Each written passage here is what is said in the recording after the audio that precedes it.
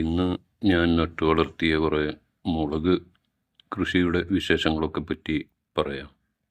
ഇതൊക്കെ ടെറസിൻ്റെ മുകളിലാണ് എൻ്റെ കൃഷി.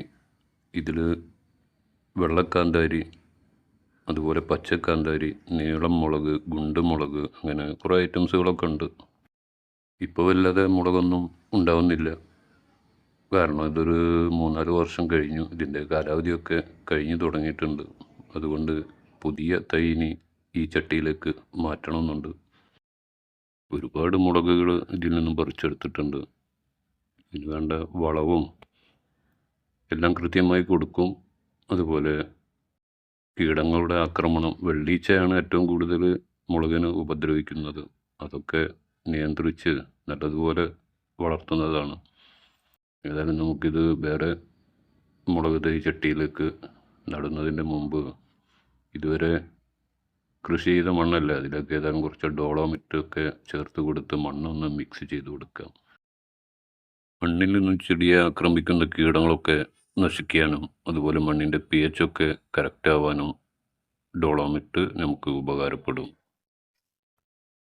മാസത്തിലൊരിക്കലും ഞാൻ ചട്ടിയിൽ ഡോളോമിറ്റ് കലക്കി ഒഴിച്ച് കൊടുക്കാറുണ്ട്. അതുകൊണ്ട് മണ്ണിൻ്റെ pH ഒക്കെ ലെവലായിരിക്കും.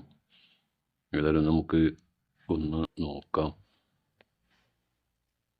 ഇത് കറക്റ്റാണ്. മണ്ണിൻ്റെ pH 7 ഇതാണ് കറക്റ്റ്. ഇത് കുഴപ്പമില്ല. ഇതിൽ നമ്മൾ ചെടി വെച്ചാൽ ചെടിക്ക് വളം കൊടുത്താലും അത് ചെടിക്ക് വലിച്ചെടുക്കാൻ കഴിയും. മണ്ണിൻ്റെ pH കറക്റ്റാക്കുക അതൊരു നിർബന്ധമുള്ള കാര്യമാണ്.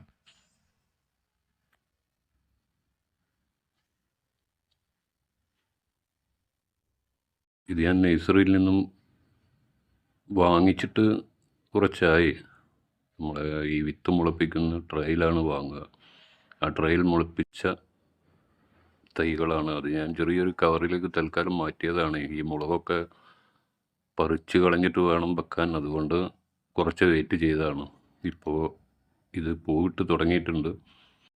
ഇട്ട് കൊടുക്കുന്ന വളങ്ങൾ കാര്യമായിട്ട് ചാണകപ്പൊടിയാണ്. അതിൻ്റെ കൂടെ അല്പം എല്ലുപൊടി, വേപ്പ് പിണ്ണാക്ക് ഒക്കെ ചേർത്ത് കൊടുക്കാറുണ്ട്.